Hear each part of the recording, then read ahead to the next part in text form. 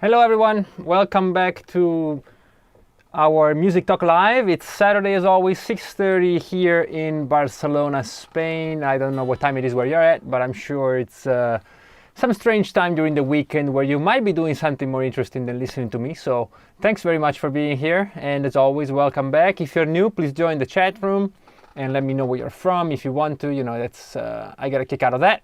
But if you're new, make sure you do this. I do apologize for saying that right away, but it's kind of important because I'm trying to get this channel going, and I think we're doing some interesting stuff here.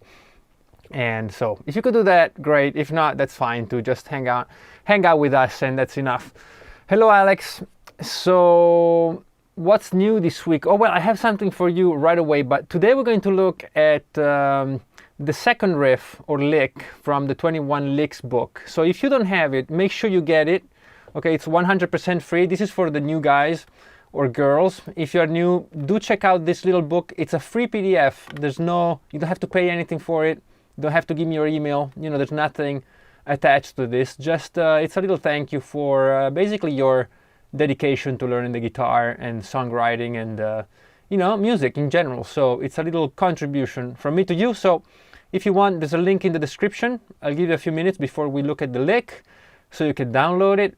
And if the download doesn't work, make sure you are copying and pasting the link into your browser. Some browsers have an issue with that, but hopefully it will work right away. If it doesn't work by clicking on it, you can just do what I said, copy paste, and you should be good. Hello, Jim. What's up? Good to see you. Jim, thank you very much for your, you know what it is, right? For your contribution to the channel. It's very much appreciated. I hope I'm not letting you down with the content. So thank you very much. I really appreciate the support. And that is Art. Hello, got my coffee and I'm here this time. Hope all is well. Oh yes, we're all good. If you're watching the stream, join the chat room. Let me know, or let us know who you are, where you're from. And so today we're going to look at lick 2 from 21 Licks. But before that, I want to give you something, not me personally, but I just want to make sure you know about this, okay? So, you know Moog, right? The synthesizer company, Moog Music, they have a few great music apps on the App Store. I'm afraid it's only iOS, but I'm not sure. So even if you're Android, you can check it out. Make sure you have a look. But they have these great apps. Animoog is a classic. They have a Model D simulation, and they have a Model 15. Now the Model 15 is a $10,000 or $15,000 synthesizer and modular, you know, one of the old modulars. And I think they reissued it a few years ago, maybe 2 or 3 years ago. And it goes for that, like $10,000 or $15,000. And they made an app for it, and usually it's like 30 something, and now it's free. So I think it's a weekend or a few days, whatever it is. Make sure you check out the, look at this. Look at my OBS skills. This should be a loop. Oh, there you go. Look at that. It's a slideshow that I did all by myself. So anyway, these are apps that Moog makes, and they're incredible. This is the Model 15 one, and this is again based on their modular. If you know about Moog, there's a few modulars that they designed in the 60s and 70s. The Model, well, there's a few of them, but the Model 15 is the smaller one. Make sure you get them. They're 100% free, and I don't think it's ever happened. I think it's Bob Moog's birthday. You know, he's dead, but you know, they're celebrating his birthday, and they're free. And the funny thing about this is that I was actually, when was it? Today's Saturday, right? So Thursday night, or Thursday morning, I was thinking about buying the Model 15 app, and I hadn't thought about that app for a long time, and it was 33 euros. So I said, you know, it's probably great, but I'm just gonna wait. Maybe there's gonna be a deal somehow, and it never happens usually. So I said, you know, maybe I just buy it tomorrow or during the weekend, so I have time to sit down with it. And then I had a look, and they're all free. So make sure you check out Moog. Just search for Moog in the App Store, and you'll find them for free. Also the Model 15, let me put it back up, not this one. I don't think I can manually change this. Let's see, can I? Yeah, look at that. So this one, the Model 15, is also available as this one. It's also available as an app for Mac, so you can actually use it on your computer. It's basically like a free virtual instrument, but it's great. It's great and made by Moog. So make sure you get them now that they're free. All right. So if you have iOS, thank me later because you'll love this stuff. And Animoog is one of the great, a great synth. Also, another thing about these apps, Moog makes them for both iPhone and iPad, and some of them are not universal. I'm 100% sure about only one of them. I know that Animoog was not the same app, so I had it for the iPad. I didn't have it on my iPhone, and I was supposed to buy it again, but then now they're free. So make sure you get them. If you have more devices, make sure you get them on all of them, all right? So you get them all for free. Anyway, thanks Moog. It's amazing that you're giving them out for free, and I'm very happy to promote them to you guys because it's, you know, it doesn't happen that often that you get free stuff, quality stuff, because this is really incredible quality. So anyway, you're welcome. One thing you get for free that's amazing quality is my little book, the 21 Licks book. So we're gonna jump right into that if you want. And last week we saw the lick for 1, and today something completely different. I'm going to follow the order of the book. If you have the book, maybe you want to put it out. I'm going to put the tab on the screen, but since the PDF is free, you should probably get that instead of following along on the screen. Now my head is going to get cut off. There you go. I can pretty much do anything now, you won't see me. But anyway, this is the lick, right? So you can notice how it's a very basic, simple thing. It's based on E minor, and then it has a few harmonics, and you know, nothing too complicated. And here's part 2. All right, so you might notice that, wait, there you go. Okay, so this is it, very simple. It's only a few bars, and then they repeat. And I'm going to show you how I play it, and then we can talk a little bit about it, because what I found out last week is that these things come in very handy to discuss composition, and maybe we can have a little chat. Maybe you have some questions about chords, harmonics, arpeggios, you know, whatever it is. So here's what I'm doing basically. So I'm starting with this, the progression is extremely simple. It's basically an E minor. I hope you can hear the guitar. I will mute myself later if I want to play it because I can't hear myself. And then I go to this strange A minor, but really at the bottom there's an E. So you can hear it as an inversion of A or some kind of strange E4 thing, or something like that. And then, well, let's look at these 2 bars first. So this is the first part. And what I'm doing is I'm going to try to play deaf or blind here without hearing myself. And if I screw up, then I'll just mute the microphone. I just want to talk over what I'm doing. So I start with this little thing. And you hear that harmonic.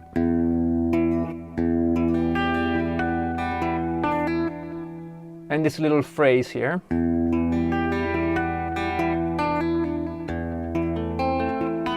Here's the other harmonic, okay? So all together.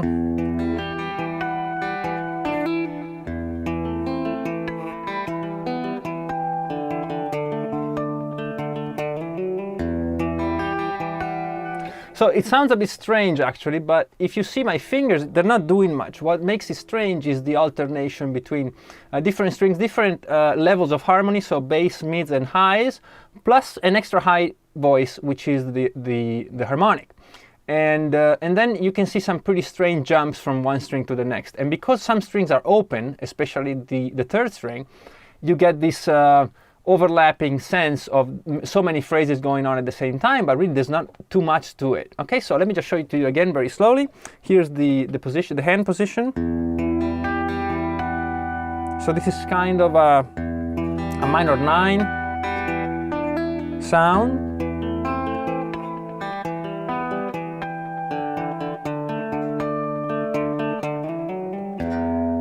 And here in the second part, you see how whoops, sorry. I'm still going with the open strings. You see the D open string right here, the D open string together with the G open string from before. You know, it really makes it flow in a strange way. The resolution is very quick and painless. It's that little run here to go back to E, right? So not such a big deal, but it really is a cool, if I may say so myself, it's a pretty beautiful sounding intro.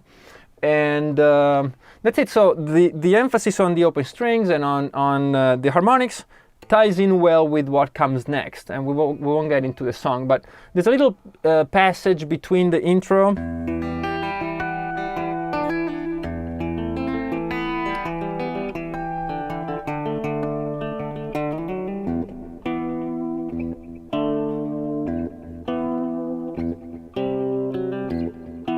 and the beginning of the song. And the open string E, again, is imposed over all the chords.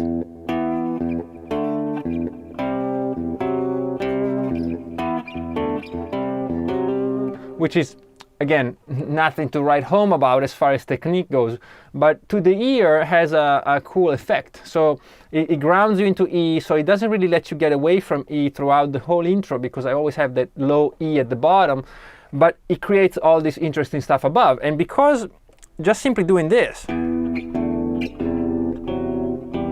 you hear that?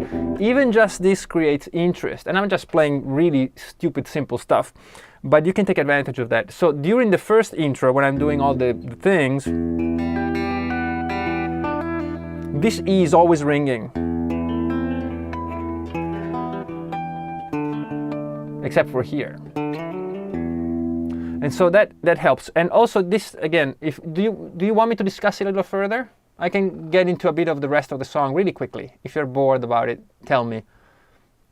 And you know what? Screw it. I'll just say it. All right. So when I continue on to the first section of the song, it starts with this very simple riff.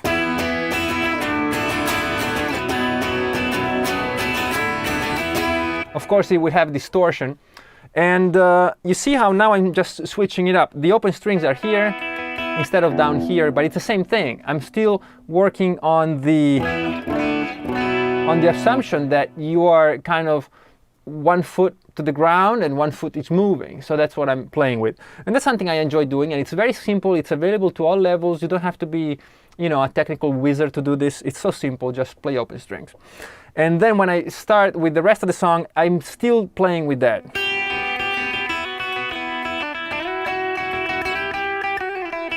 So I'm again playing a line on the first string while having the second string going, and continuing the line on the second string with the first string going. So all this together, you get to probably about, I don't know, 30, 40, or I don't know how much into the song, and you're still trying to get the song going. The listener, me, I kind of know what I'm doing, but I don't let go of that kind of, I'm kind of tying you to the ground a little bit until then the melody starts. When the melody starts, then I cut you loose, and the melody is very soaring and it works, and the melody goes to something like this. No, how was it? I haven't played this song in a long time, but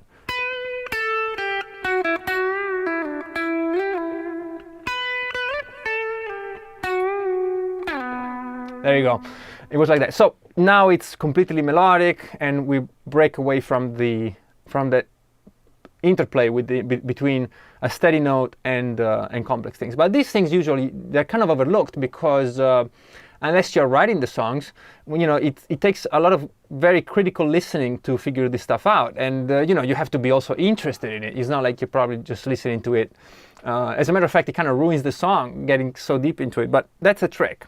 So if you want to listen to it again, to the whole song, and there's going to be links, but you'll already find links. This song is on the record Lights and Shadows. So right underneath, you'll find links to the albums, whatever platform you want. They are on, everywhere, so you can listen to them.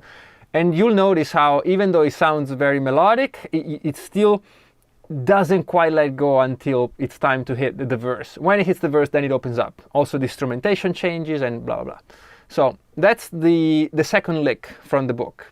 I don't know exactly what I wrote as an intro to that, but you can take all this new stuff with it, and when you practice it, you'll get more depth to your practice.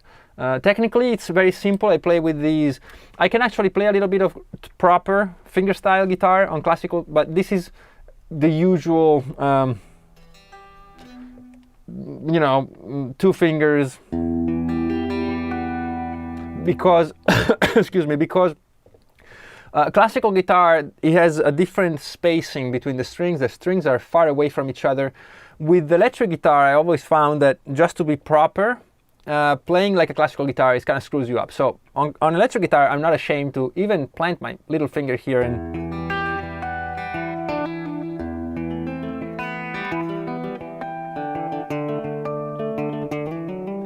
and just play like this, and I don't mind. As long as it sounds good, then we're good. Rhythmically, you can sway a little bit back and forth. I would say probably in the resolution. You know, don't go pa pa pa pa. You know, you can go do do do do. Have a little bit of delay there, and then catch it on the one. Some of this stuff, if it gets too loose, then it sounds like you don't know what you're doing. So it's a very fine line, and that's usually what I do before I record. I play it 1,000 times, getting into all the little details, what I want vibratos, if I don't want vibratos, and that stuff. What else? That's it. This came up. I was sitting on a bed in my in-laws, and I had my guitar, and came out in like 2 seconds. So it's one of those things that sometimes it happens, sometimes it doesn't, and you have to stay for months on the same song. But anyway, this is it for this little excerpt. If you have questions, as always, I'm here. And if not, let's begin with whatever it is you guys want to talk about. As always, if you're new, I talk for a little bit, and then I open it up to you guys. So anything you want to ask, anything you want to comment on, anything you want to talk about, you know, I'm here. And usually this room fills up as we're about to leave and say goodbye. So if you're new, you know, make sure you get here on time. I'm always on time, and this goes on for about an hour and 15 minutes maybe, and then we'll stop. So make sure you come in at 6:30 or whatever your time is. So any question, guys, I'm happy to answer, or whatever it is you want to talk about.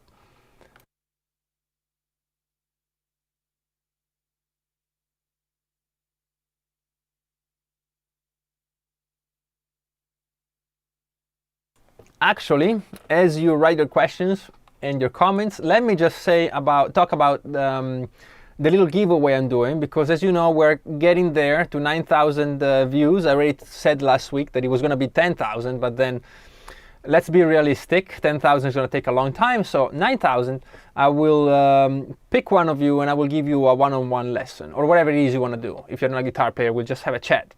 But if you play guitar, then I will kind of gift you a little one-on-one lesson online. We'll do it over Skype or FaceTime or whatever it is well, one of those two probably, or Zoom maybe.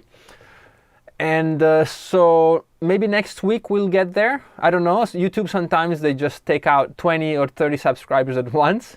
So, you know, that's one issue. But if not, probably next week we'll get there, and we'll do a little something. Maybe I'll do a little post, like, you know, the regular YouTube posts, and you have to comment on it. It's open to all subscribers, even if you're not a subscriber. I mean, you should be, but, you know, I'm not going to be discriminatory that way. But you will have to do something, even just a little comment, just to know that you're actually following. I'd rather give a free online lesson to somebody who supports the channel, like he's here, instead of just, oh, look, a free lesson, and they win. So we'll do something like that. And then you'll get one-on-one with me, and you can play some guitar together. So next week I'll give you some details. I think we'll hit 9,000 by next week or close to it.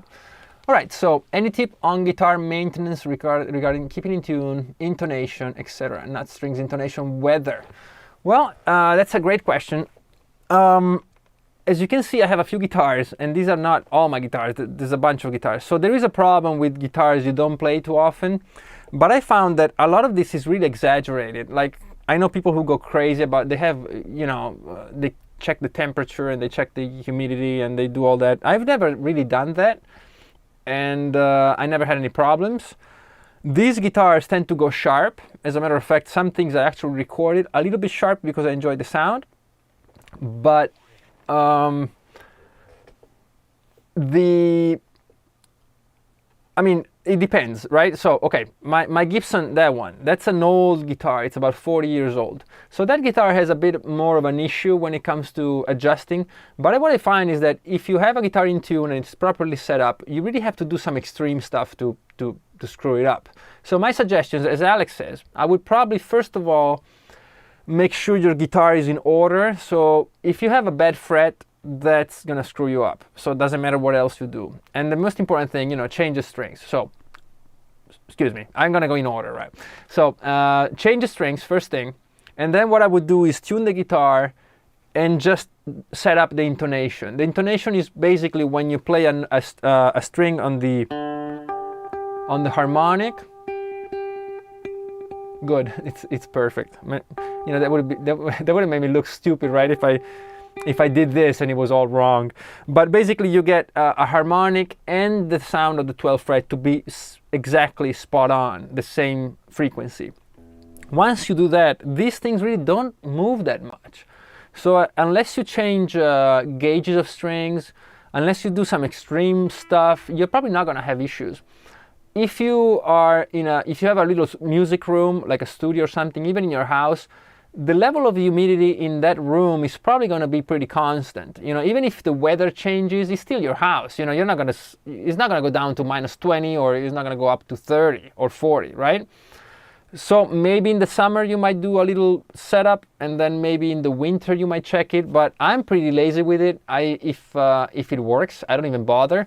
And if it's something that's not working, then I will just set that one specific thing up. I'm not really a big fan of spending 3 hours on a guitar if I can avoid it. I'd rather be making music. So that's my thing. Now, as far as nuts go, this is actually very important. I had problems with a lot of guitars that they get stuck here in the nut slot, in the string slot of the nut.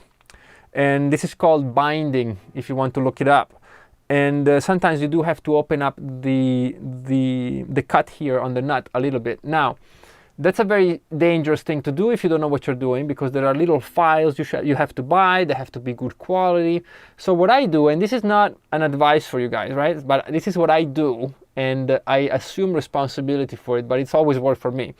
If one of my strings is binding a little bit, what I do is I take the next string up and I run it through the nut, right, like this, like a little file. I use the string as a file. So of course this works very well with these 3 strings. So if, for example, my G string, which is usually the bad one, the G string, if it's binding at the nut, I would take the 4th string, the D, and very lightly move it across the slot for the G string a few times. And then I try again. Now, it's probably not the best way to go about it, but it has worked for me. I never had any issues. And you know, do it at your own peril, but it has worked for me. I'm also not very particular with guitars. I received these guitars, which are all custom shop, handmade in America, and you know, specifically made for me. And the first thing I did, I opened them up with no respect at all, and I cut up a whole bunch of wires. As a matter of fact, 90% of these wires here don't do anything. And so I might not be the best person to ask, because there are people who are really go nuts with this. And they go like, oh, don't even touch the guitar unless it's a full moon, and you know, all this kind of crazy stuff. But I'm just not into it.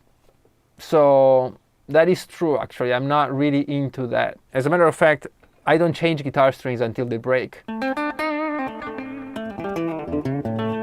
I don't change guitar strings until they break, unless I'm recording. But even when I'm recording, because I do so much recording almost every day, like yesterday I started a song, I think I'm going to finish it today.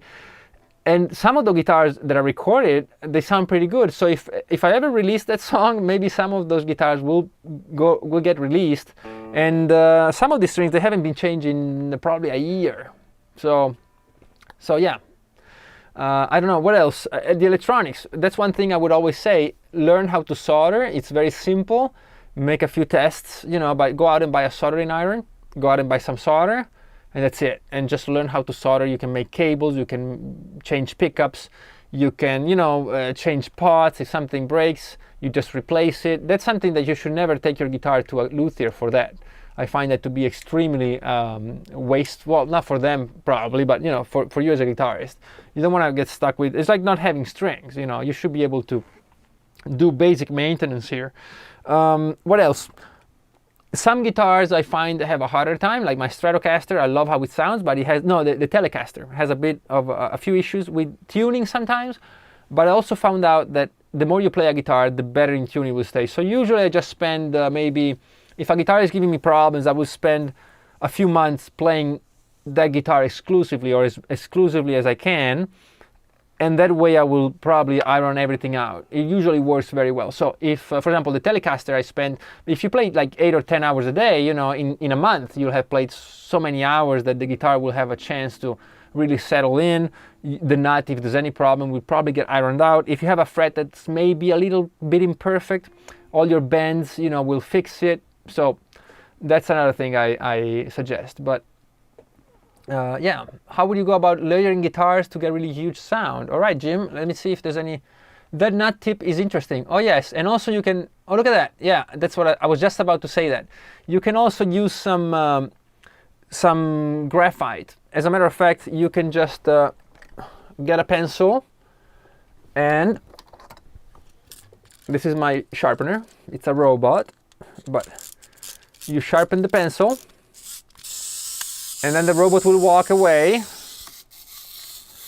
Okay, now this is gonna make a bunch of noise for an hour. Sorry about that. I didn't think it through. Now you do this. You of course remove the strings from the guitar, and you basically color in the nuts, the slots on the nut. Okay, that's all you do. It's very simple. Don't get too much in there though. You don't need to, just a few times. And I also do it here, the point of contact of the string with the saddles. I do that, so I without the string, I just color it, and that does a little bit. Some people like to use not Vaseline. I mean, Vaseline is terrible, but there are some lubricants that you can use for mechanical stuff, like gears, you know, like bicycle, motorcycles, sometimes for metal doors, you know, stuff like that. And you can use that just a little tiny bit on a toothpick and put just a little tiny bit of that, and that also takes care of it. But if the nut is binding, you will have issues until you file the nut. So I take care of my own stuff, but that may be something you might want to take it to someone and say, you know, make sure there's no binding on my guitar. But again, most things get ironed out if you play the guitar long enough. That's what I found. So let's see. Jim, I'm gonna get back to your question. The fret thing is also true. My gem are really dead. 23 years old. Oh yes, well that's exactly. I wouldn't probably do, yes, that is art. It is Teflon. It's Teflon. It's not really sticky, so Teflon is not bad. But what was I saying? The frets. So these guitars are stainless steel frets, so they never wear out.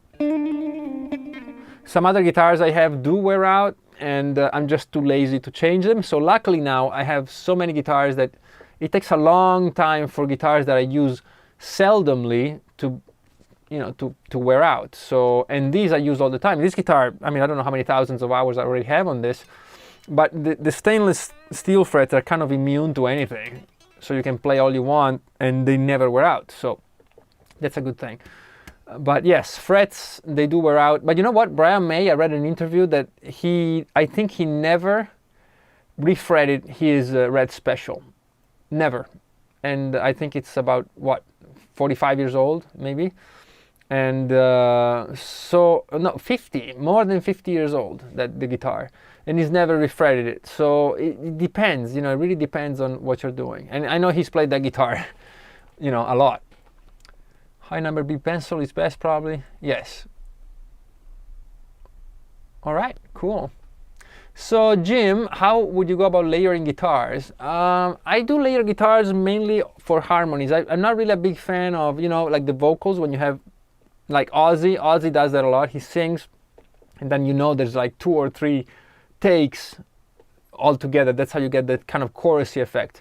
I don't really do that much because on guitar, I think you run into some issues that with the voice is a very complex wave, and the guitar, when you play melodies, it's more precise. It's a more precise waveform, and so especially if you're up here,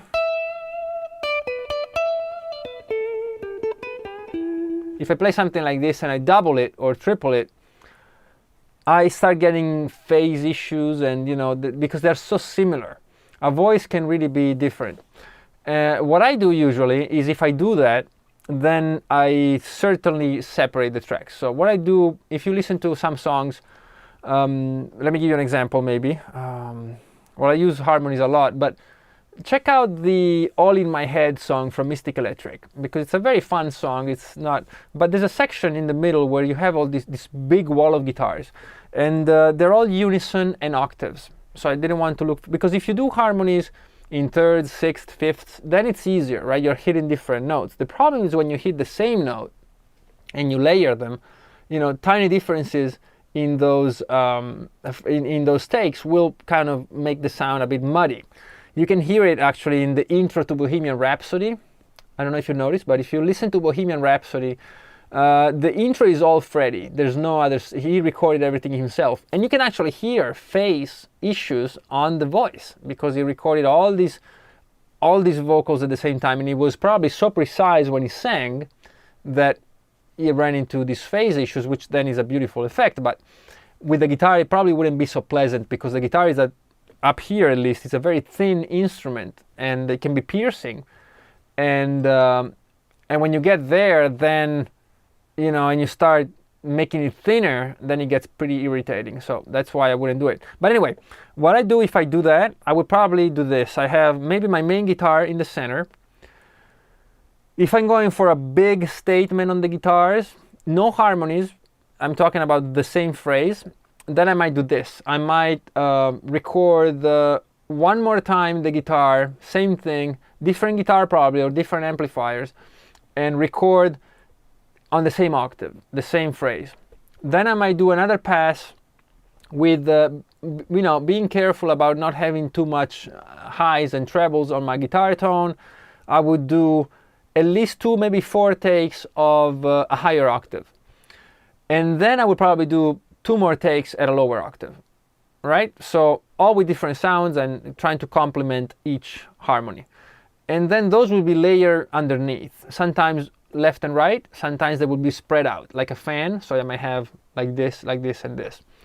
And that seems to work because when you are using different guitars, different amps, and you don't have everything in the center, then the phase issue kind of goes away because you might have a repetition here and one there, and there's not really so much concurrence of frequencies that they get problematic. But that's what I would do.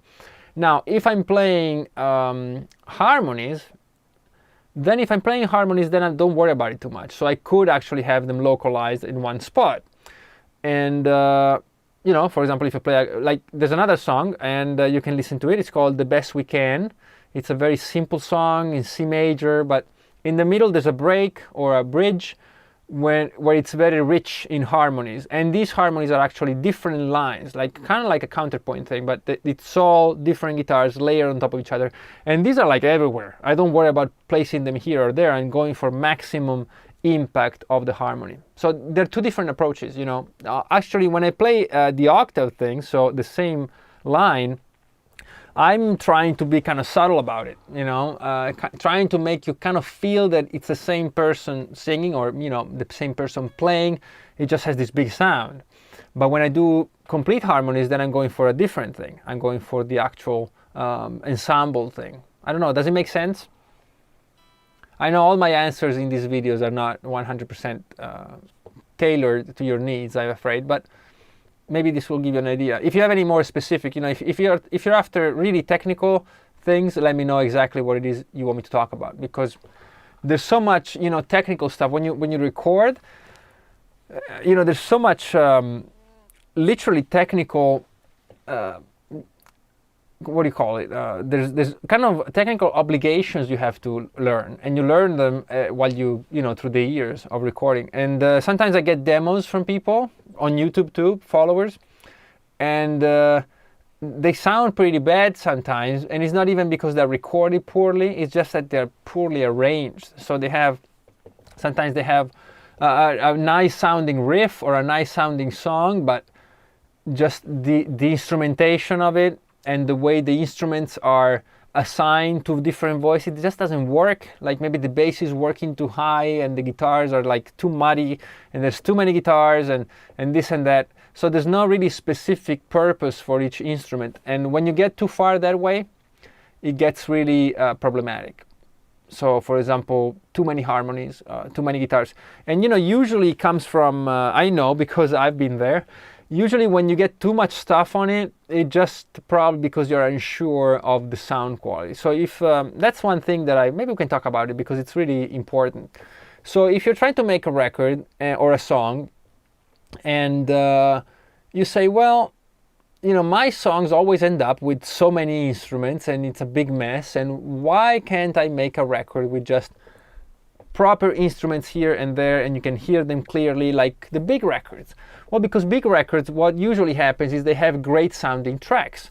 So if you have a great sounding kick drum and a great sounding guitar and a great sounding cymbal recording, you can let them shine. You can just say, here's my kick drum, and you're not trying to hide it behind all kinds of stuff.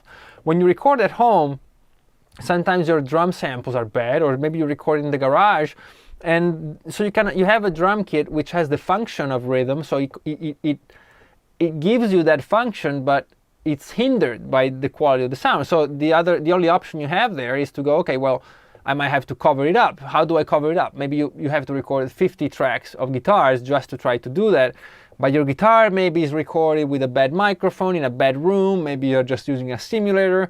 And when you sum 30 tracks of simulators, then you get into all kinds of different troubles.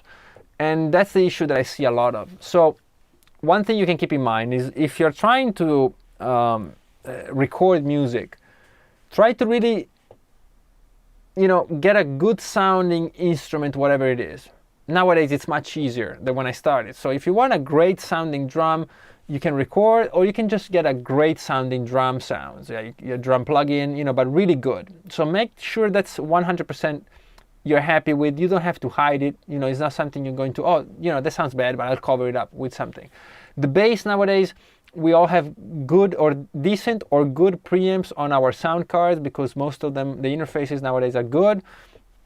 Get a good DI sound, maybe a plugin for an amp, or maybe a true amp, but get at least a good bass DI, right? So you get all these elements in place, and then you can have a sparse mix, and it can sound really good. But and then if you want to make the harmonies work, then all you have to do is record these extra harmonies, and when they come in, they have an impact. But if you're burning everything under everything else, then it's a problem, And yeah, so that's one of the things it happened to me, of course. I remember when I recorded "Feel the Sky," we looked at the song last week, and we recorded the drums at the drummer's garage.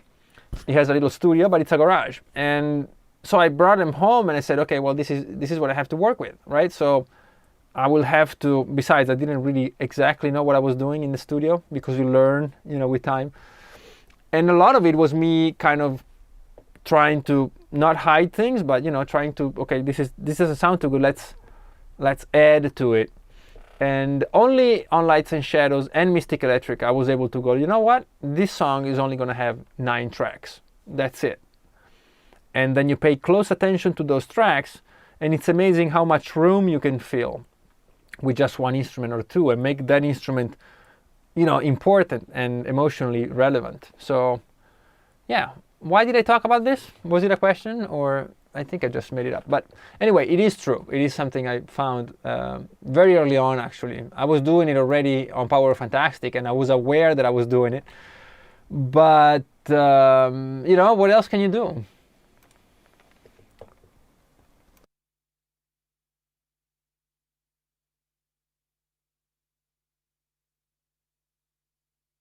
All right, Alex, really interesting. That happens to me regularly. Badly recorded tracks, simple and not catchy melodies, hidden between multiple guitar layers. Yes, that's true. Well, I'm sure it doesn't happen to you that often, right? But that's why I use a 4-track for recording ideas, because when I have 4 tracks, I can't hide behind 20 different guitar harmonies, or maybe I'll just add a little something here, a little something there. I have 1 mono track for drums, 1 mono track for bass, 1 rhythm guitar, and 1 melody. If it works, then I can move it on to Pro Tools. Always a success when a song with just a guitar, bass, and drums works. Oh yeah, absolutely. And then, then you can go and take advantage of all the studio stuff, because then it will have an actual meaning, at improving what you got. So the worst thing is usually a bad song or a badly recorded song with too much stuff on it. As a matter of fact, if I can give some advice that I learned myself when I didn't do it, if your tracks don't sound too hot, it's okay. Just do what you can, but don't cover them up. You can have an actual album that sounds like a demo, and people will love it. But you have to let it breathe. Don't choke it under 1,000 guitar tracks. That's one thing, or too much reverb and delays and all that. it doesn't matter, you know, if your kick drum is not great. It doesn't matter if your guitar is through a Helix or whatever it is, or a Kemper. Just get the best sound you can, and then just stay with that sound. Make the sound part of the song. And I haven't done it always, and I've always regretted it. I have a few songs actually that some of my songs, the old songs, some songs are like, wow, I think it's a very good song, but it sounds like crap. And so I'm always happy to play these songs live because I can kind of revisit them. But it is true, you know, don't feel bad about your recordings. You know, if you feel so bad about them, record them again. But don't try to just stick more stuff on top of them. This is something I really learned the hard way, and it never works. It never works. But then sometimes I get demos from somebody who has you know, mediocre recording quality, but they commit to it. So they say, you know what, this is my drum sound. This is the drum sound, this is the bass, and I can hear all the instruments and I can relate to them, and they're not hidden behind all these extra frequencies from pads and strings and 5 guitars, and it always works. It always works much better than the other option. So if I may give you a little bit of advice here that I learned the hard way, is to do what you can and then own up to what you got. And people will take it a lot more seriously. You know, they will relate to it a lot more than if you're like pedaling with one foot in one direction and the other foot in the other. And then I don't know what I'm listening to.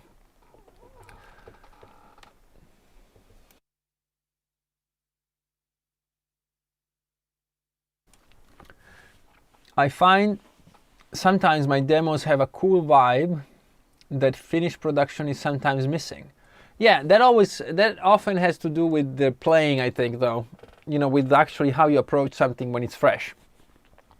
And that's why I have all this stuff. People laugh at me, but you know, I have my little cassette recorders and my iPhone or whatever, you know, my iPhone's voice memos. I got my 4-track. I always have something to record because you can go back to it, and if you record the first idea, you can at least not try to replicate it, but subconsciously you can go back to that feel of the first time you ran into the song. And then they can play the song live without sounding thin, lacking sounds, etc. Yeah, that's the thing, right? So live, you don't have time to fuck around so much. Live, you're like, if I play live and I have to play, I don't know, what's one song that maybe I went overboard? But there's many of them. But you know, if one song I can play, you know, live, my philosophy is live, it's me, a rhythm guitar player, a drummer, and a bass player. That's it. That's all we do. I'm a big Queen and Jimi Hendrix fan, and that's what happened. You know, the studio was one thing and live is another. And I play a song, I play maybe Midnight Driver, and it sounds incredible. And I'm like, how is it possible? You know, I went crazy over all this stuff, and now people would just, maybe we're in a club and the sound is what it is, and the soundman is half asleep or half drunk, and the song comes across strong and emotional, you know, and I'm like, you know, this is actually what it's about. So then you go back to the studio and you try to keep that in mind and not fuck it up again by recording 10 guitars on top of each other and all that. Now, I'm not against, you know, using studio tricks, right? A lot of times I might layer 2 or 3 kick drums and maybe add up different snares, but that's just to do what the song needs. But try to never do it to hide things. And if you must hide something, then I would say do it again, record it again if you're really unhappy. But if you're not unhappy with it, just use it and put it up there in front. Don't try to hide everything, because then you get these mixes by people who don't know what they're doing, and the mixes is kind of like everything is trying to cover everything else. I think subconsciously people think that we have big egos and we want everything to be heard, but really what it is subconsciously we're trying to cover up mistakes, technical mistakes and deficiencies in the sound. And I think it's a big no-no here. For example, the Andy Timmons Band Trio Live, Satriani and others. You mean they sound better live? Yeah. Well, I know some bands do have a little something recorded. There's a few things. Have you ever played live using backing tracks. Never. No, I never use the backing track behind the band. No, never. And maybe I should, but it just, that's the other thing. If you play a song that really, truly shines as a song, it survives many incarnations, you know what I mean? So if I play a song that I find is a very strong song, even a simple song like One, right? I can play One on acoustic, I can play One probably on a piano, you could do an arrangement, and the song kind of comes across. Some other songs, one of my favorite songs, I'm sorry about talking about my songs, but really we already discussed it. It's the easiest thing for me to do because I can give you some background. The song The Traveler is from Lights and Shadows. You can check it out if you want. That song is very rich in production. It has like 50 different guitar sounds, and you know, live is a struggle. It's a struggle to play it, and so I think we probably rehearsed it but never proposed it live. But I don't want to go out there and go like, okay, so here's me playing, and because we're not able to do a song's justice, then we have backing tracks. I'm not really into it. I might consider it for certain songs, like you have maybe these. If you have a big, like Mystic Electric, that it starts with this, it's a backwards chord with a long reverb that then it's given, you know, it's played backwards, so it goes like whoop, those things. Maybe I will have to do that, but hopefully the song would survive without it, because I think if you replicate the album live, then people might just as well listen to the album. I rather hear people play, you know, like you talked about Satriani. I remember seeing Satriani in 96, I think, or 97, probably 96, and it was just 3 people on stage. I think he did have a little something in the background, but very minimal, and it was really cool. And then sometimes you see later when there's so much stuff going on stage, and you're like, okay, it sounds good, but I don't need to hear the album. You know, people sometimes, I think they do it out of respect for the audience. I do appreciate that, but we don't need to hear the album on stage. You know, we want to hear people play. And sometimes the raw version of it, I think is more interesting. And then there's bands that have so much pads and strings and choirs, and that's a bit too much for me. So I go like, okay, you know, I'm just not into it. And if I ever see a band lip sync, I'm out of there.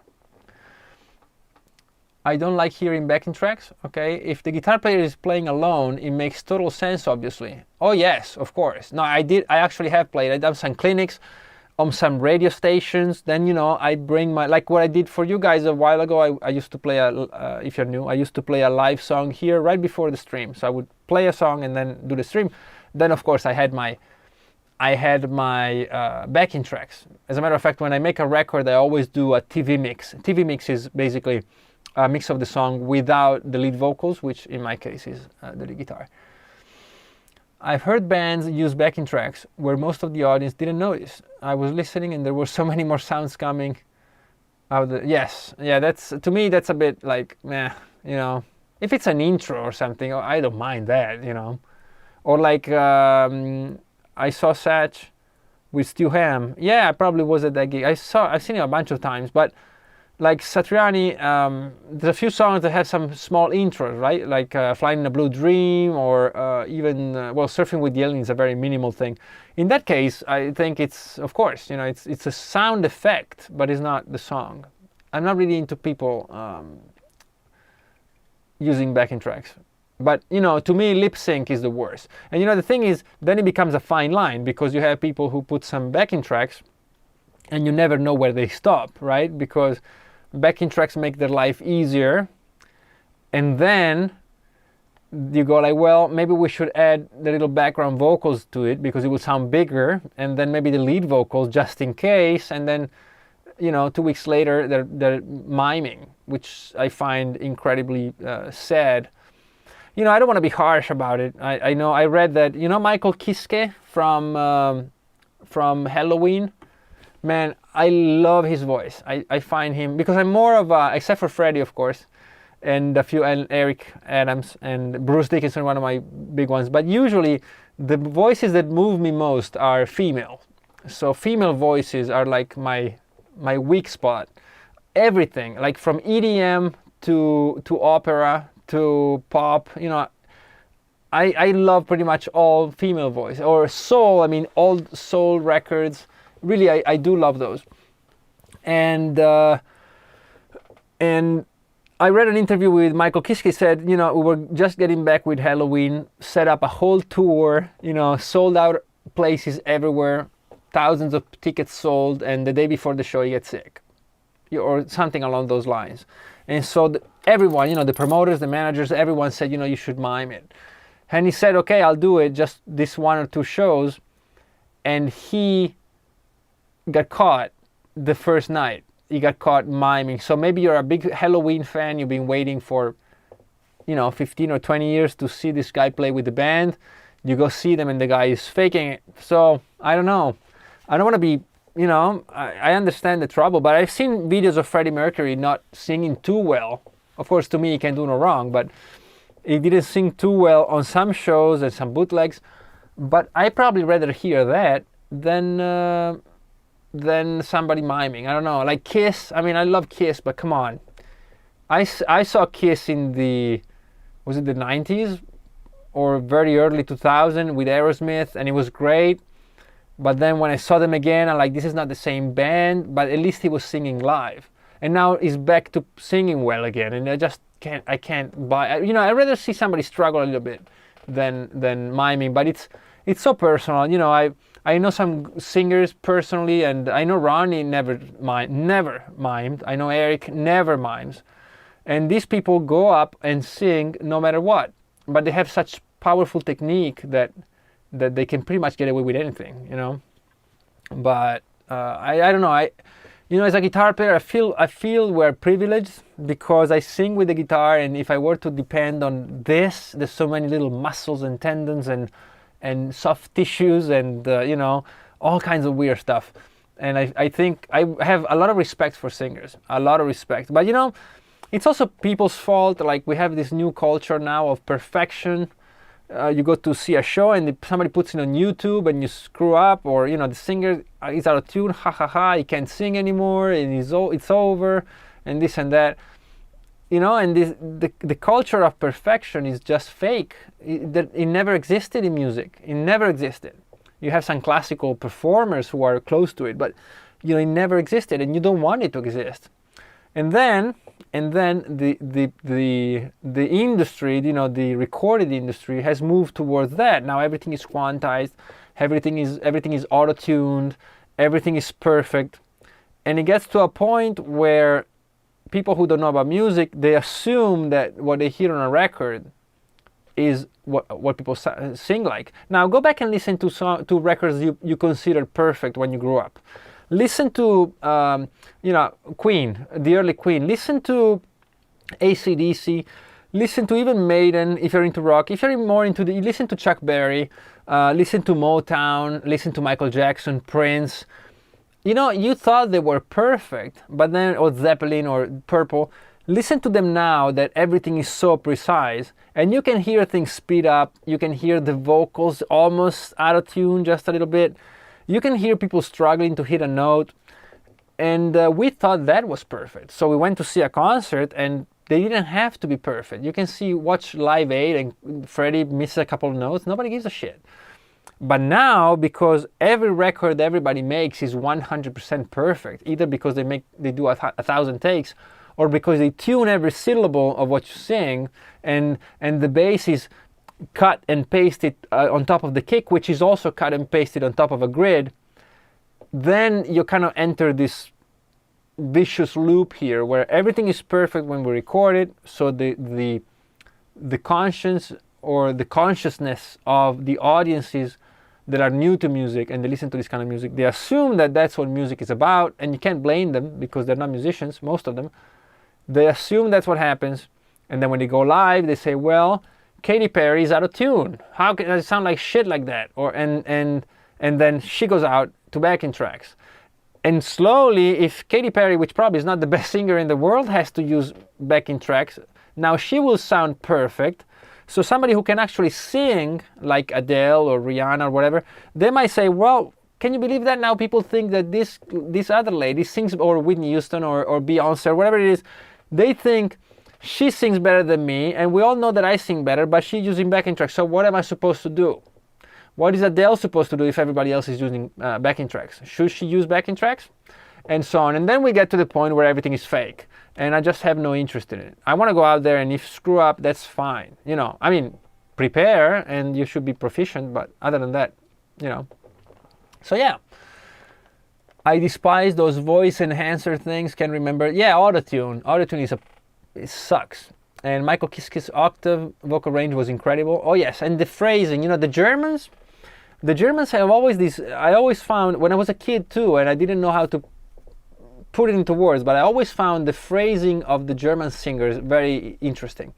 To me, Scorpions, Accept, Halloween, a lot of these bands, and you know, they had these cadences with their voice, and you can actually hear it. You listen to Kiske, for example, and he has this fall. You know, when he goes a high note, and usually it kind of falls down a little bit. It's really cool. So I'm a big fan of his voice, even though I think it's gotten better because the Halloween records sometimes were a bit like up here just to be up there, and it gets a bit distracting. Probably not easy to maintain that over the years. Well, I think it sounds really good now, but yeah, check out Zero G Ithera Gold Sahara Voices sample library for amazing female vocals. Wow. All right, Jim. Thanks. How about Geddy Lee's? Oh, yeah. You know, people love Rush. I just can't stand a lot of the voice. I said it. You know, and that's it. I'm just not a big fan. I'm listening to J.K. Lee at the moment. Really raw, just amp and a few pedals. Yeah. I love Rush. Well, I also like, I mean, don't get me wrong, I do like the produced things. I enjoy production. I don't, I understand that when you listen to a record, you're listening to, it's kind of like an event. It's an entertainment thing. It's like going to the movies, right? You go to watch a movie, you don't want to see the cameras behind or the guy with the microphone holding up the stick, and you don't want to hear the cameras.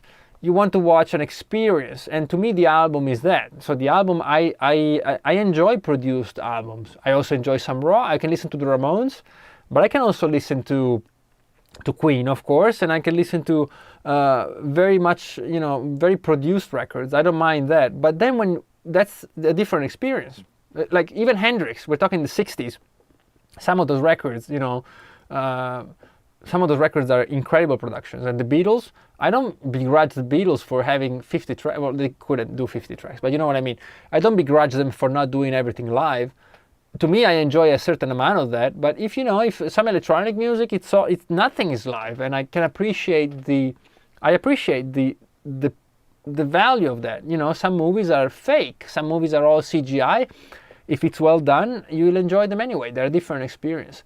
But when you go see somebody live, then I do hate things that are not live. And I understand, sometimes I shit my pants before I go live. I'm like, man, this sounds like crap. This place is terrible. There's no people. There's too many people. There's not enough people. There's people I don't like. There's too many people I like.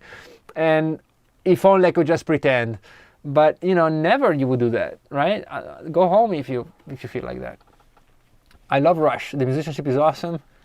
But Geddy's voice, oh yes, I know. It's I don't know.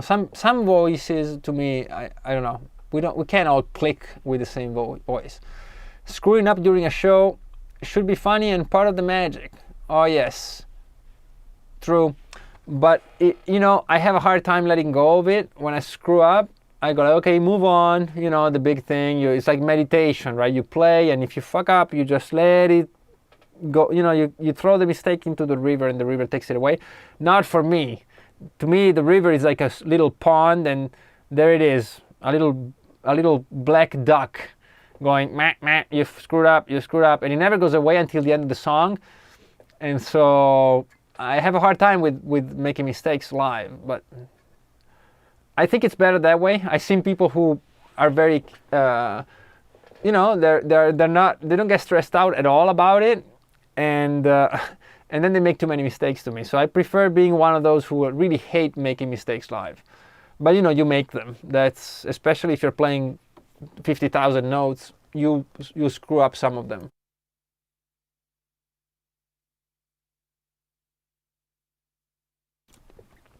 So, but how? What is it?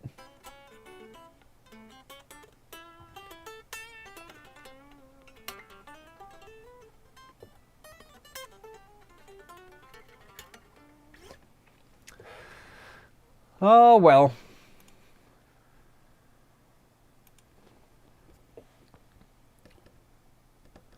So let's see if there's any more questions or comments. So if you are kind of new, the Saturday thing, we kind of moved away from the teaching aspect. I will still show you a few things, but because there's a series on chords every Tuesday, and I'll always do instructional stuff, but I think I might have reached the point where I taught a lot of stuff on the channel, and I don't know how useful it would be to keep doing it. So maybe it's more useful to be kind of a motivation thing, like we talk about music, and sometimes you feel inspired to go home and, you know, or turn this off and do stuff, or maybe get free apps like today, and, you know, just talk about music as if we would with other people and friends. But that being said, if you have any questions about music, guitar playing, if you need help with anything, you know, feel free. You can ask anything, and if I can help you, I will. So keep that in mind. Even if the format is a little different, we don't do the master classes and all that, I can dedicate as much time as you want to answering your questions. Okay, so feel free. Bands with a bad singer or whatever need to find the Rush formula. Oh yes. It's just your opinion. That's fine. Yeah, you don't have to. This is. I'm not a pro musician by any means. James Labrie, yeah, you know, I'm not really into. No, I don't know. I'm probably a bit more traditional in a sense. So there's like Bruce Dickinson, for example. I really enjoy Bruce Dickinson, but Bruce always feels like he's right on the edge, right? It has this this really grounded sound to it. So when it becomes too not flamboyant personally, but as a voice, when it becomes overshadowing the music, then I lose interest really quickly. So Dream Theater, that happens to me a little bit. Other styles of music also. I find that sometimes, and I try to stay away from it. You know, sometimes you record, you have a song, you're like, wow, I could do this and I could do that, and they will say that I play guitar well. And I always say, if I'm thinking like that, like, wow, wait till they hear this, I always double check it, because it just doesn't interest me. I would hate to be the guy who's like, all the time singing up, just to show you that he can with the guitar, or all the time playing fast. And when that becomes the interest in the song, then I lose interest. And some bands, I think, do it more than others. And Bruce, for example, who's always really pushing the voice, but it's always serving the song. Eric does the same. Eric Adams. Ronnie did the same. Ronnie was an incredible voice, but it was never an incredible voice because it was showing off the voice, or, you know, it was always it would enrich the song all the time. So that's what I'm more into. And even you know, nobody cares about. I don't know. There's so many people nowadays, because you're exposed to them, who are extremely proficient, either with their instruments or with their vocals. Like, I'm sure there's thousands of singers who can play, who can play Janis Joplin music. But the way she did it, it was always at the edge of falling off the cliff. That's how I can relate to it. So, and, you know, and the example goes on, like, imagine somebody else singing, whatever, a Whitney Houston song or a Adele song or Sia. I love Sia. I always said that I love Sia, how she sings. And, you know, she goes very high, but she goes high with this feel that everything might fall apart at any moment, but she always hits it. And that's what I find extremely interesting. And how do these people sound at the lower, how do they sound at the lower register, right? I don't want, you know, how is the full range? Like Freddie had an incredible, Freddie Mercury, what he had was each range of his voice had a different sound, a different actual character. I love the high kind of mid-rangey voice that he had. I also love the really high stuff, especially in the latest period. But the mid, where all the air comes out. I really enjoy that. And Bruce Dickinson is another one, you know, that has these different layers to voice. Eric Adams, of course, incredible, incredible. Ronnie had that, you know. Halford, for example, I really love Judas Priest, and I really like Rob Halford. I have all the records, but I find it less interesting to me how he manages, you know, he has a very specific voice. And Scorpions too. I love the Scorpions, and I'm not saying it. I mean, I do. I actually do. I can sing you any song badly. You know, I know all the lyrics for both Priest and Scorpions, all their albums. And I find Klaus from Scorpions, he has a magical way with melodies.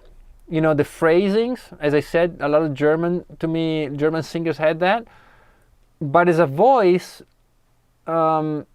As much as I love it, I do love it, but it doesn't surprise me at each different level as other vocalists, you know. And I don't know what it is, but it's true. It's kind of more of a constant with Klaus. Have you listened to the new Malmsteen? No, should I? No, I haven't, and I feel bad because, you know, all jokes aside, Malmsteen has been a beacon, you know, for guitar. Let's not forget that, and you know, I certainly don't wish it upon him, but if Malmsteen had died in his car crash, we would be talking about Malmsteen with the same reverence as we talk about Randy Rhoads, or more maybe, or how we talk about Van Halen, or you know, maybe not Hendrix, but you know, it's up there.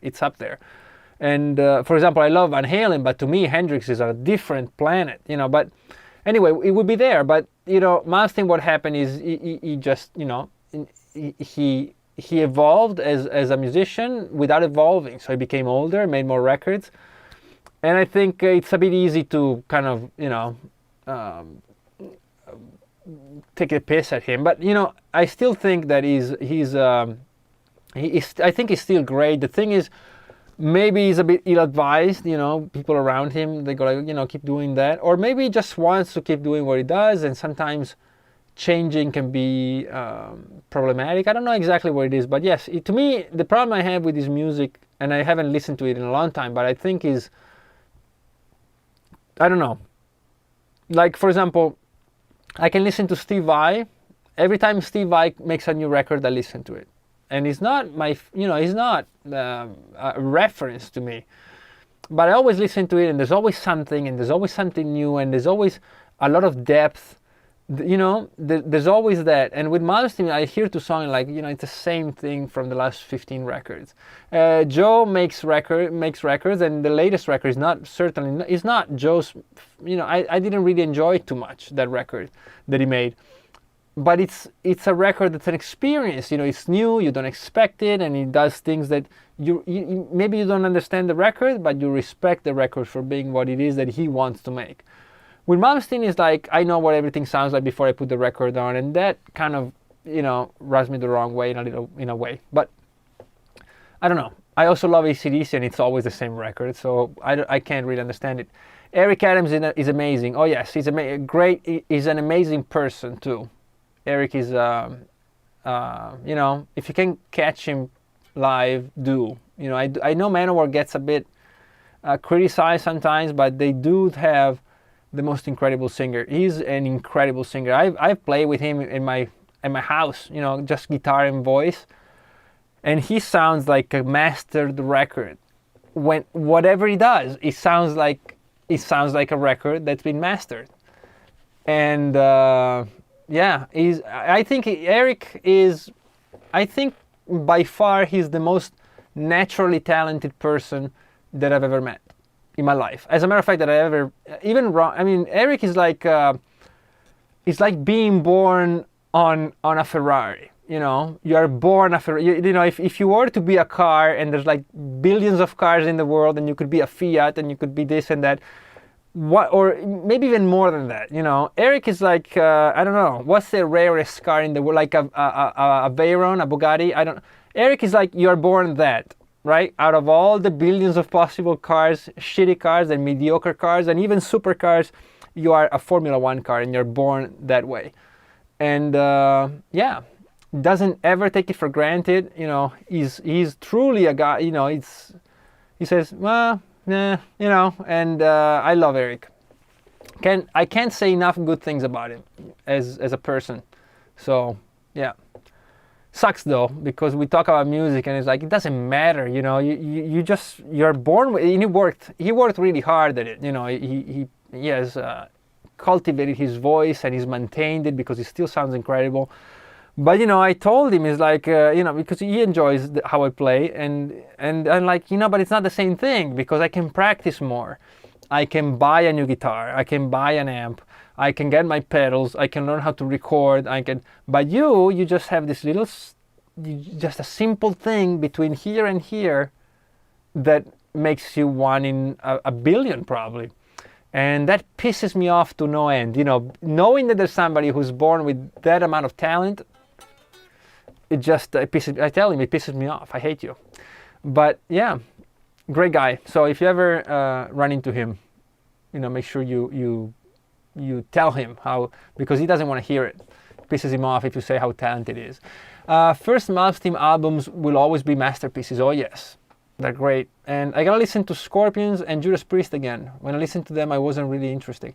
Well, make sure you know you get the right records. But Scorpions, oh my God, you know, the first Scorpion, even the She's a Woman, He's a Man, Robot Man, you know, all those records, Virgin Killers. He's not a reference to many, but oh yes, Frusciante. I love John Frusciante. I do. He's a good example of someone who keeps reinventing himself. What a great taste for. As a matter of fact, you might be surprised, but some of the stuff I do, I go like, this is dangerously close to Red Hot Chili Peppers. I love Frusciante, and you know I don't say it to say it. Some people I don't follow, and it's fine. But Frusciante is one of those that I always have my ear out for what he does. Always, no matter what it is. Now that he's back with the Chili Peppers, that's a first day listen for me, just to know what he's up to. You know, he's a reference for guitar, no doubt about it.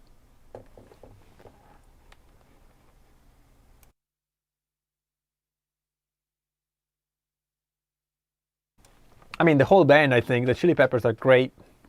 They're a great band, and whatever, you know, people will say, well, they sold out, this and that, but great band, always great productions, great sounds. They have great everything. You know, they're great. I play with Eric. Oh, yes. Yes, Eric is one of my best friends, like anywhere. And yeah, I won't go into the personal stuff, but yes, we've known each other for a long time. We've done things together, which I can't talk about. And yes, amazing. Remember meeting him in Zaragoza. You were there? I was there. Was it the 90s? I wasn't there then. You arrived in the hall in a Harley. Well, he's incredible. And, you know, again, I do enjoy, I mean, the first Manowar records, forget it. You know, I know there's people from America there. They're not a big thing there now, but first of all, they're American. They're from New York.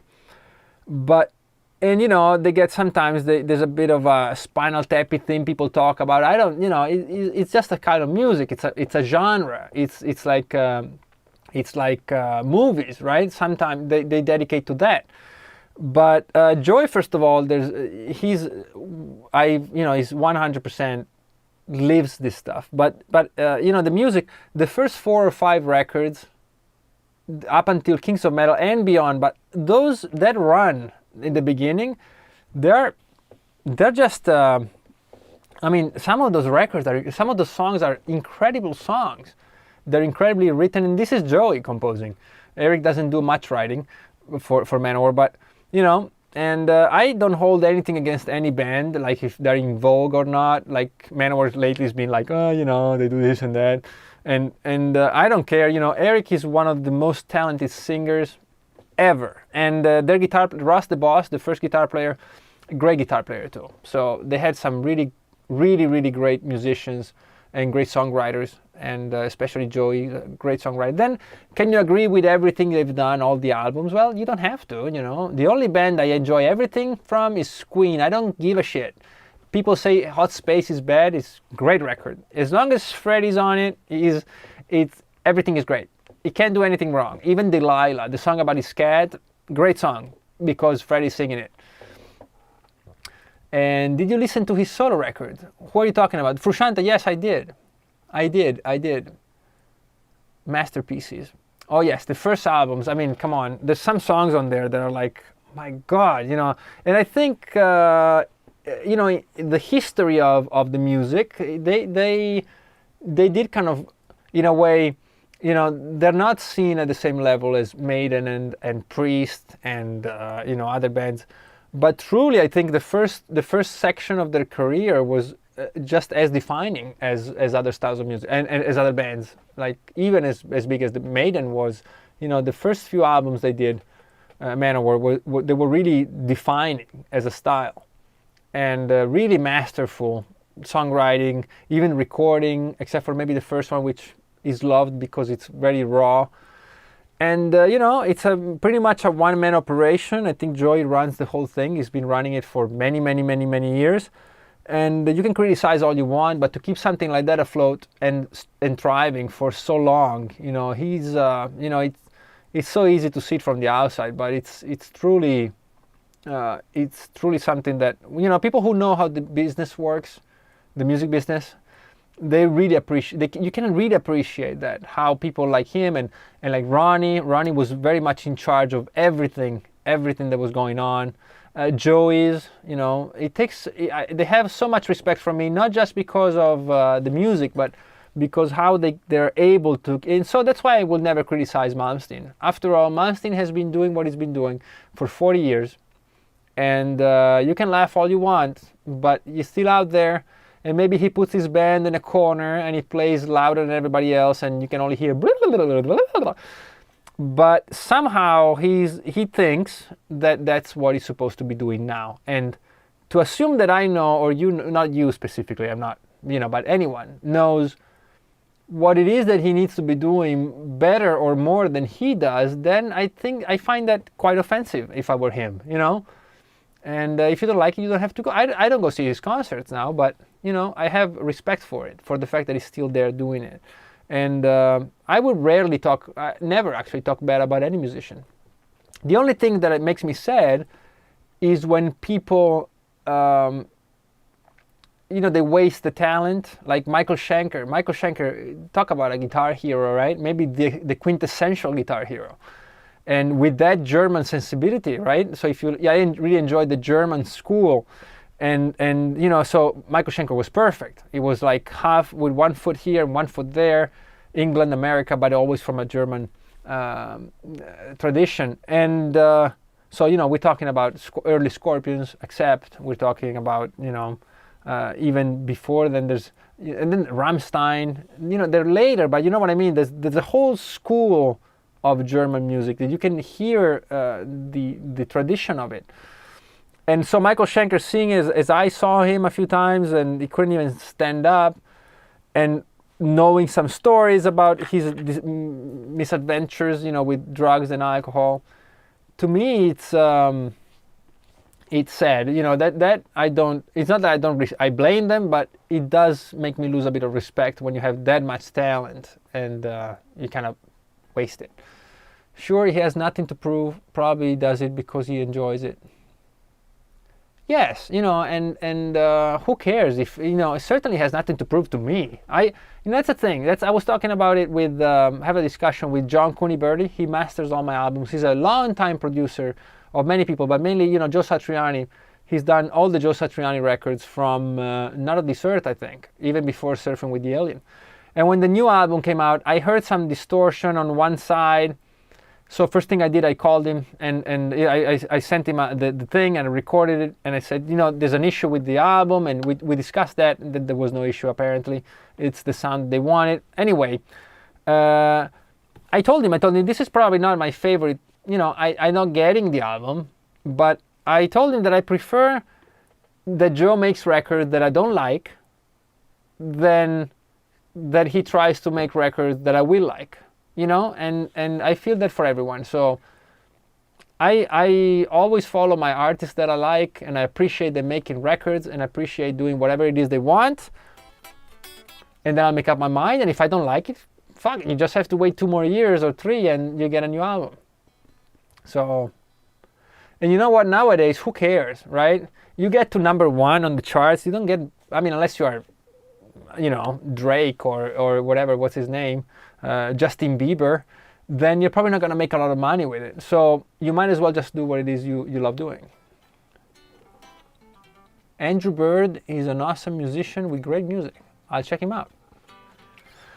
All right, so that was cool. We had a cool conversation on musicians, but maybe we'll keep going next week. We'll talk about your favorite musicians. And I mean, I have so many that it's not even, you know, I couldn't. But I am always interested in seeing what it is you guys listen to. So Alex, maybe one day I'll see you in Zaragoza. I'll be doing something that will bring me closer to it. Actually, as a matter of fact, you know, I've been driving by your house probably if you're in Zaragoza. I've been driving by it, like, I don't know, in the past 2 months, maybe like 12 times. So maybe we'll hook up sometime. And with all of you too, if you're somewhere else in the world, as soon as things open up again, who knows, right? Maybe I'll be able to come out there and play or do something. I remember when I used to do clinics, went to Moscow. I wish I could start doing that again. You know, maybe now is the time, because people, I think, will be starved for live music and you know, just going out there, see people play live, and you know, it's not something that's too easy to start doing on a whim. You know, being able to go out there and perform. So hopefully there will be some room for those of us who've been doing it a long time. Okay, check out Armchair Apocrypha by Andrew Bird. Oh, by the way, Alex, is your record out on iTunes?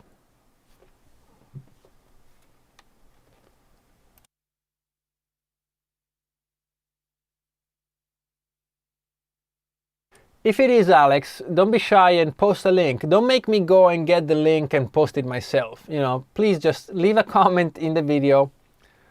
Although I'm sure on your videos, on your channel, you get a lot more views and clicks, but still, let me help, you know, spread the word. Well then, you were kind of keeping it to yourself. Write down the link and then we'll check it out. I'll listen to it tonight. Tonight or tomorrow, I'll listen to it properly and I'll get in touch with you. So everyone, if you want, Alex has a new record out, which is probably going to sound great and be great. So, all right, that is art. I'll check him out. Andrew Bird, thanks. So Alex, that's one thing. Also, there's another friend of mine called Paulo Morete. He's from Spain, and he made a little solo.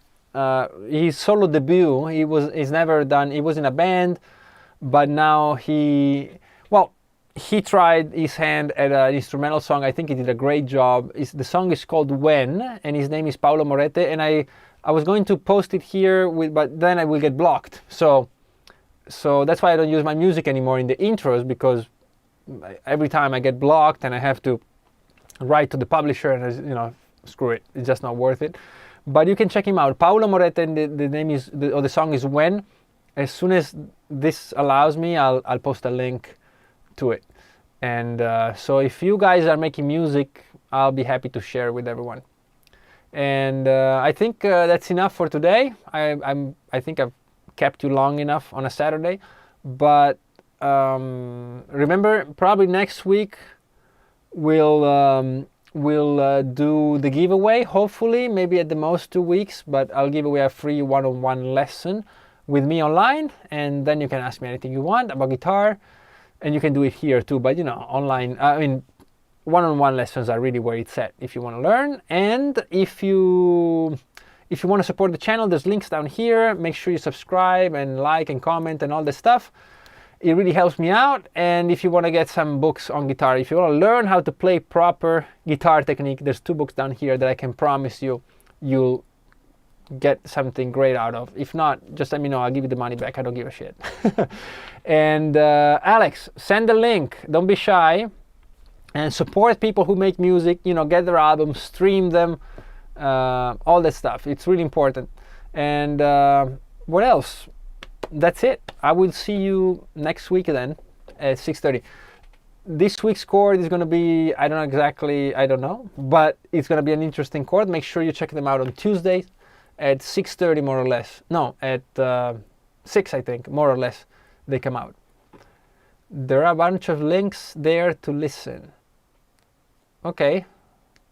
Well, just send us a little link to iTunes or Spotify, or I'll look it up. But for those of you who don't know how to find you, make sure you have a link up on this video, and whatever video you want of mine, you're free to use them to promote the record. All right? I'm happy to lend a hand.